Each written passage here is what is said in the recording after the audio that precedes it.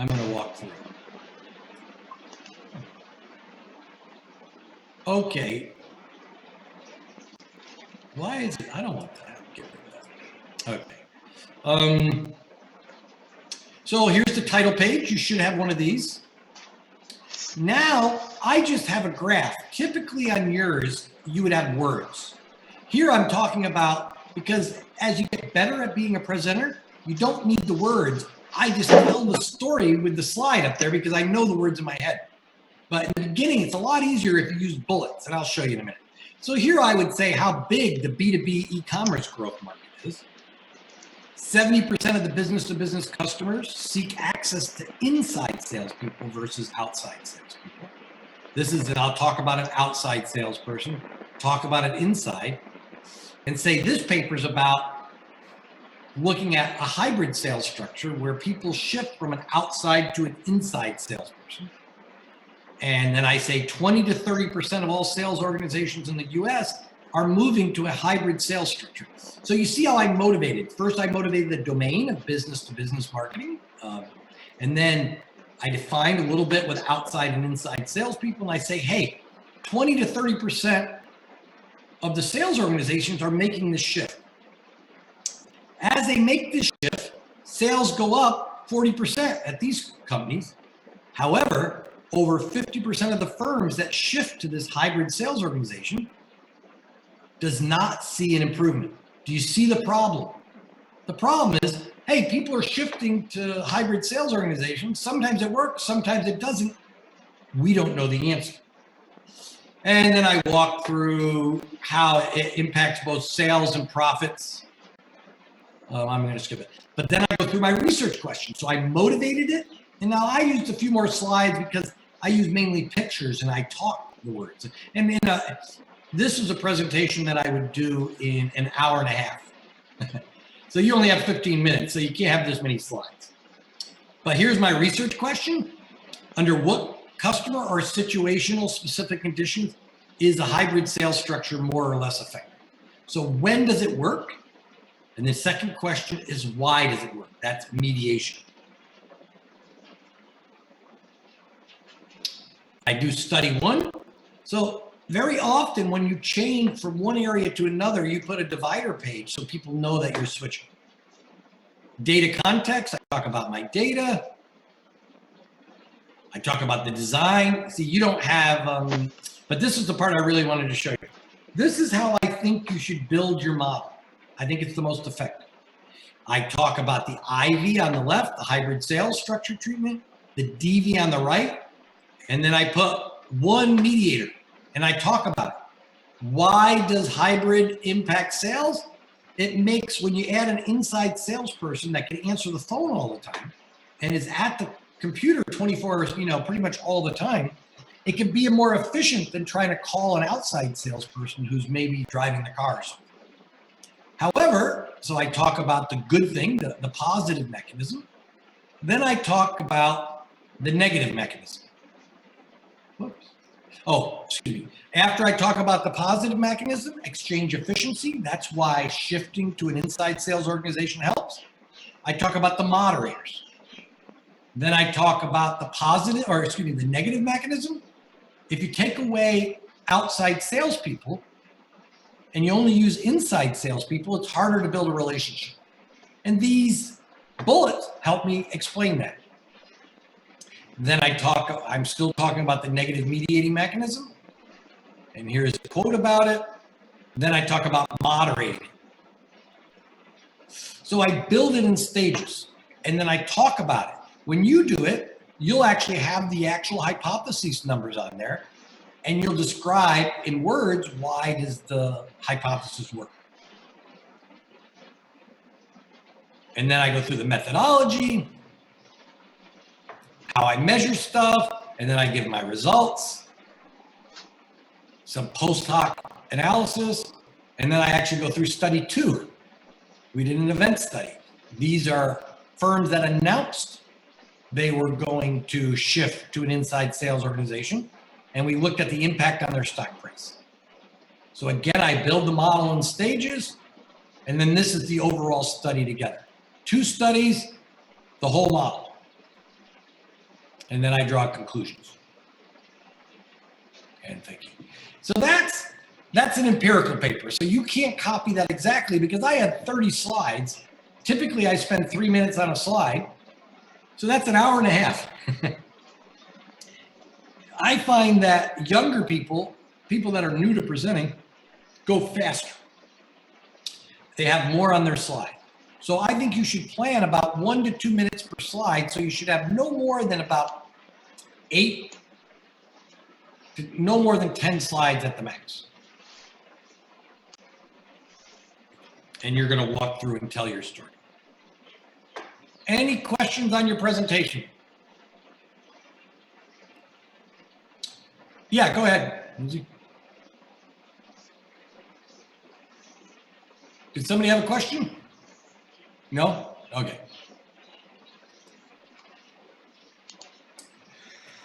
Okay, the one other thing I wanted to feedback, I was just looking at my schedule here, is some mistakes that a lot of you made in your papers.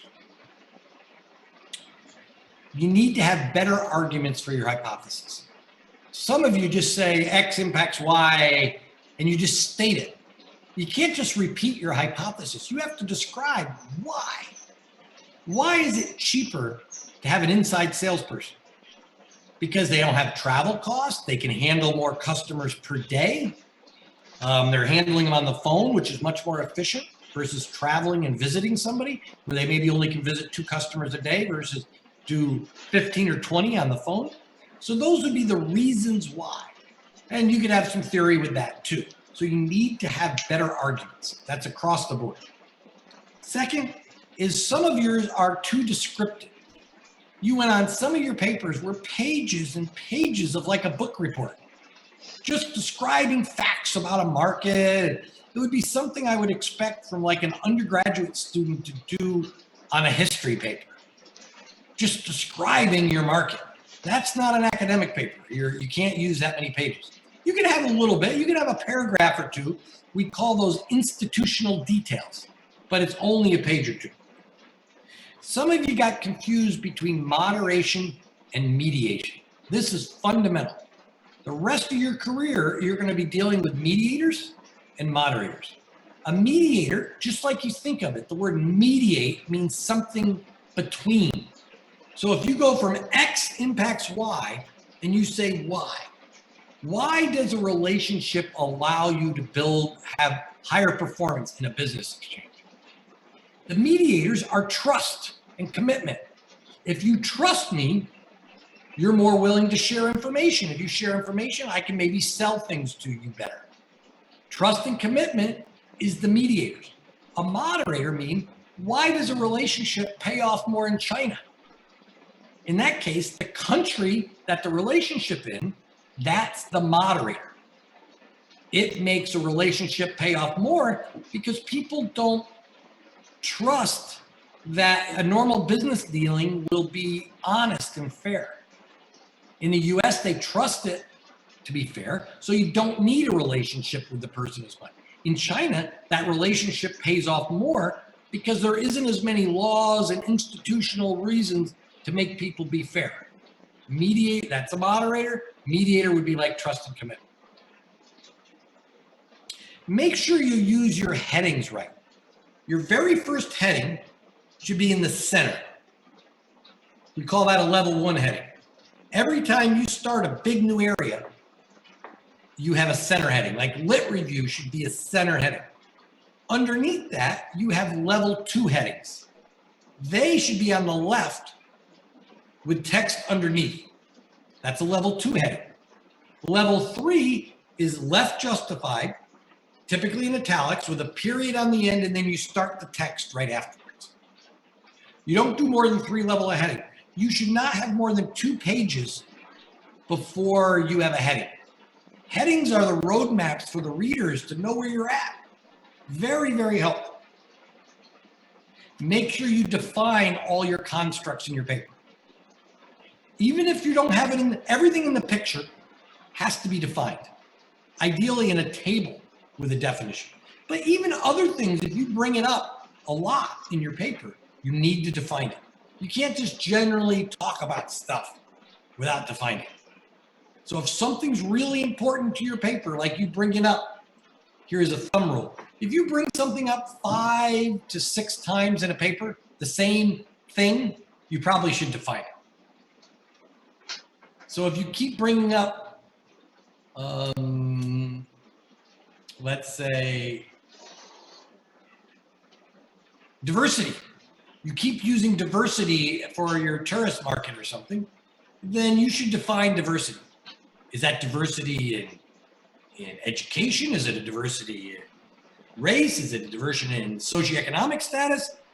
And you could say, oh, and you know, diversity as we use in this paper is varying customer characteristics, including race, gender, economics, blah, blah, blah, country of origin, whatever. The other thing is, all the things I'm giving you are kind of the basics, but they don't get the paper published. You also, and you can't change this today. You don't have enough time. But a lot of your papers were a little bit boring. And what I mean by that is the research question just I wasn't excited to know the answer to it. So you kind of want to look at your contribution is almost like writing a newspaper article. It has to be interesting that you want to know. So don't worry about it for this paper. But going forward, some of you, I don't think your topic is quite good enough as it turned out to be good enough for a paper. Why? Even if you do all the other little details, and you got to get these details right, and that's part of what we're learning in this class, but it also has to be interesting enough to provide contribution. And that's the harder part. Once you learn all these details, then it's how to have enough contribution. But that was feedback I wanted to give everyone. Does anybody have questions on what we're doing next class, what you need to do on your paper, and what you need to do for the presentation? Is that all clear? So the way it's going to work is you should have your PowerPoint. And as we go through the list of people, I'll keep the time. You'll put up the PowerPoint on the shared screen, and then one by one, you'll go talk through it. We'll have a little time for questions at the end. I'm going to ask some of you in the audience to ask a few questions too. And then we'll go on to the next one. At the end of the class, I'm going to send each of you an email, a little bit about your presentation, what was good and bad, maybe.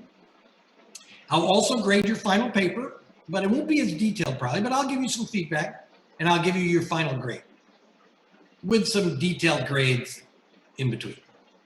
So you'll get all of that. And I'll probably have that done within a week. I might send your paper and presentation earlier.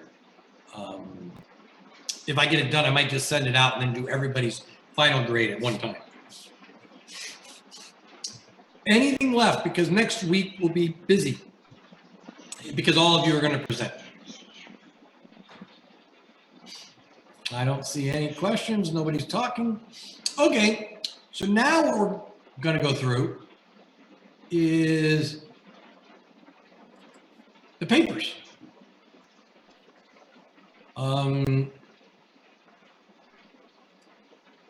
And I'll also ask some of you to talk about the papers.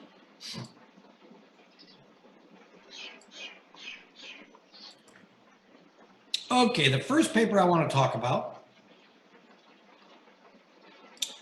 and this paper has, let me look, this actually has quite a few sites. I think it has about 800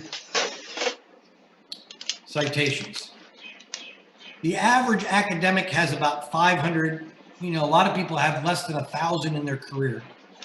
This one paper has 500 and it won an award. So who am I going to give this to? Who's interested in international stuff? Professor, I want to talk about this paper. Oh, thank you. Plus, it's smart to do that because then you won't get the second or third paper. So go ahead. I think this the framework is very comprehensive. this paper starts from the phenomenon. Many companies shift from product-centric view to service-centric view, but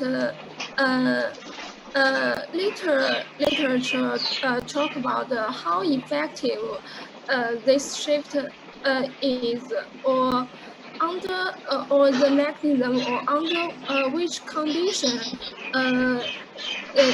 the transition strategy take effect. So this paper contribute to this part. The authors propose that relationship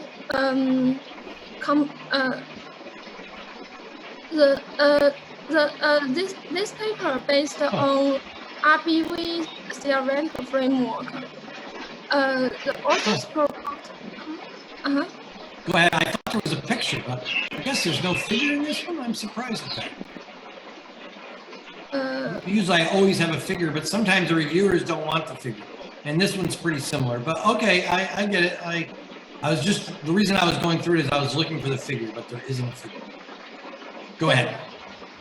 The authors make a table, so they doesn't draw a figure. Based on RBV theoretical framework, the authors proposed 4 major mechanisms through which service transition strategies affect firm value.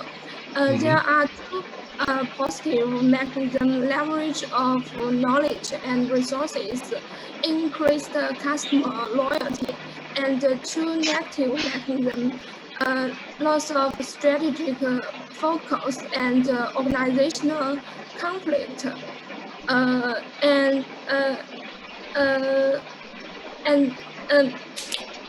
Regarding the positive mechanism, the authors argue that firm can achieve cost advantages over its competitors by sharing both tangible and intangible resources, and can leverage the spillover effect between product and service offering when shifting to service-centric view.